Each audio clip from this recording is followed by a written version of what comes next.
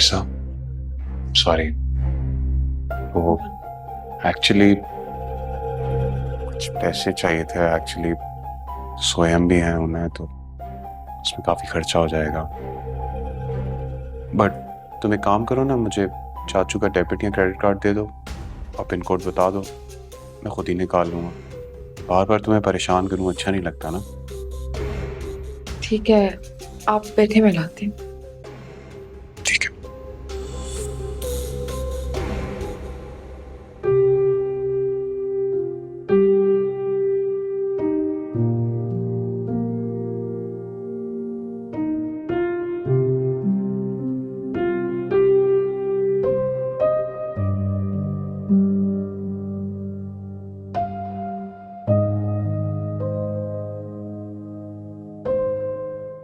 बेटा इनका आज का क्या करना है? अम्मी वो फरमान भाई को देने हैं, कह रहे थे कि इंतजामात के लिए जरूरत है उन्हें। हाँ तो बेटा कार्ड्स देने की क्या जरूरत है? आजकल तो सब कुछ ऑनलाइन हो जाता है ना। उसे जितने पैसों की जरूरत है उसके अकाउंट में ऑनलाइन ट्रांसफर करा दो। ला दो कार्ड्स, मैं खुद बात कर लूंगी फरमान से।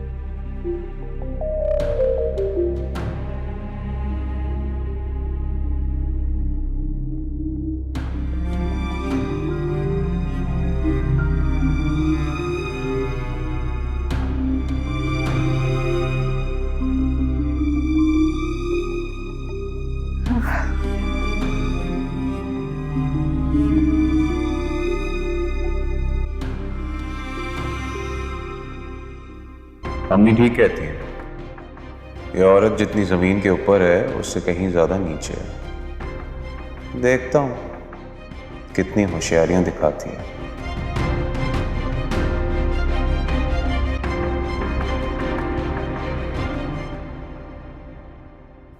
मामा देखे ना, वो कब से एहसन को लेकर गई हुई है। मुसलसल उसकी रोने की आवाजें आ रही हैं। चाहे ना मामा जाकर एहसन को ले आए। अभी तो ले आऊंगी, फिर ये कब तक चलता रहेगा? क्या मतलब है आपका? मतलब ये कि वकार चाहता है जूबी एक माँ की तरह उसकी देखभाल करे। तो करे ना, ये देखभाल है। रो रो कर उसने खुद को हलकान कर दिया है। मामा अगर ऐसा ही रहा ना तो मैं एहसन को लेकर विरसा भाभी के घर चली जाऊंगी। मगर यही तो मुश्किल है, तुम अब ये नहीं कर सकती। क्यों नहीं कर सकती मामा? मैंने विरसा भाभी से वादा किया था। वैसे भी मैं एहसन को ज्यादा सेफ विरसा भाभी के घर ही समझती हूँ। वकार उसका बाप है, बिरसा उसकी माँ है। तुम क्या सोचती हो और क्यों सोचती हो? मामा ये आप कह रही हैं? हाँ, क्योंकि वकार अब बच्चे को विरसा की तरफ नहीं भेजना चाहता। और तुम भी बचपना छोड़ो, बात को समझो। कैसे समझू मामा, आप ही बताएं। मैं उसे यूं रोता बिलखता नहीं देख सकती। बस फिलहाल तुम्हें बर्दाश्त करना होगा। अगर ऐसा है तो बस ठीक है। मेरे पास भी एक हल है। क्या हाल है? बताओ मुझे, क्या सोच रही हो एमन? बताओ मुझे एमन।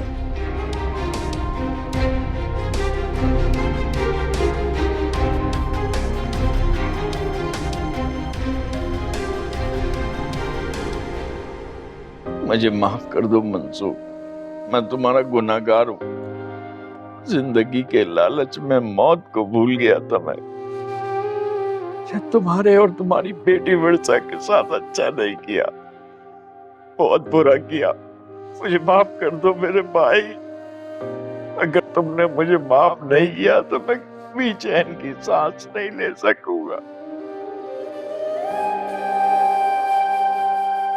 अरे मंसूर की मौत को काफी वक्त गुजर गया, मगर तुम्हारी ड्रामेबाजियां खत्म नहीं हो रही। अरे भाई अब तो विरसा और फातिमा भी उसकी मौत को भूल चुकी हैं और अपनी अपनी जिंदगी में मगन हो गई हैं। लेकिन तुम्हें इधर मौका मिला, उधर तुमने भाई की तस्वीर झट से निकाली और उससे अपने गुनाहों की माफिया मांगनी शुरू कर दी। इकबाल, एक बात तो बताओ, अगर तुम माफिया मांग भी रहे हो तो तुम्हें कैसे पता चलेगा कि मंसूर ने तुम्हें माफ कर दिया? तुम ये इसलिए कह रही हो कि तुम्हारे सीने में दिल की जगह पत्थर रखा है और पत्थर भी वो जिस पर लालच और खुदगर्जी की कर्ज जम चुकी है। अरे भाई तो मेरा गया है, तुम्हें क्या परवाह। अच्छा, ये तो तुमने बड़ी अनोखी बात की है कि मुझे कोई परवाह नहीं है। चाय पी लो, ठंडी हो रही है। नहीं पीनी मुझे, ले जाओ उसे। नहीं पीनी तो ना पियो, मैं पी लेती हूँ। और वैसे भी मैं तो हूँ ही लालची, खुदगर्ज। और तुम क्या हो? एक बार ना इस बारे में भी सोच लेना।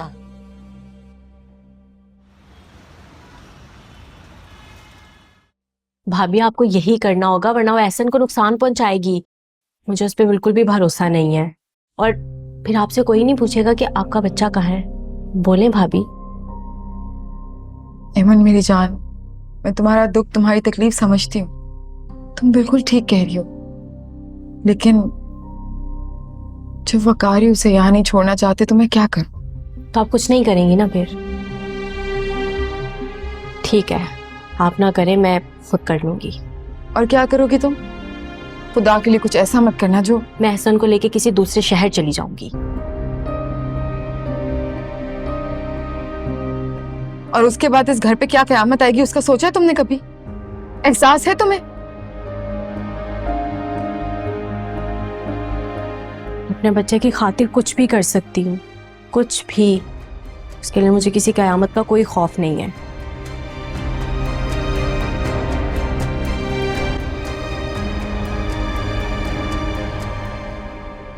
पहले मैं भी तुम्हारी तरह सोचता था। जब से मंसूर की मौत हुई है मेरा दिल बदल गया है। मैं बहुत अच्छे से जानती हूँ तुम्हें भी और तुम्हारे दिल को भी। भाई तो तुम्हारा मर गया, अब हम भी मर जाए ना तो तुम्हें कोई फर्क पड़ने का नहीं। तुम कहना क्या चाहती हो?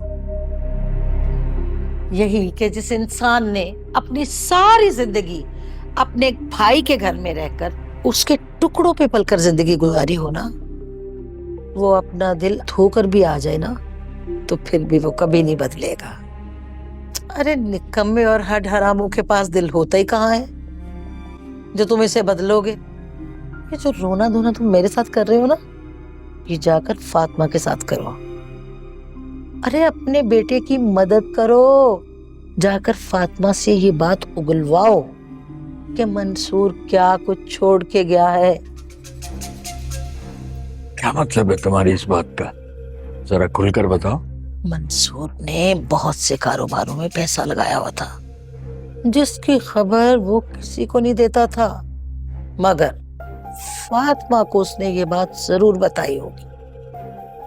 फातिमा से पूछकर ये बात अपने बेटे को बताओ ताकि वो हर चीज अपने कब्जे में कर ले। ऐसे भी तुम मानो या ना मानो, मंसूर का असल वारिस तो मेरा बेटा ही है। बैठे क्या हो, जाओ जाकर वो करो जो मैं कह रही हूं।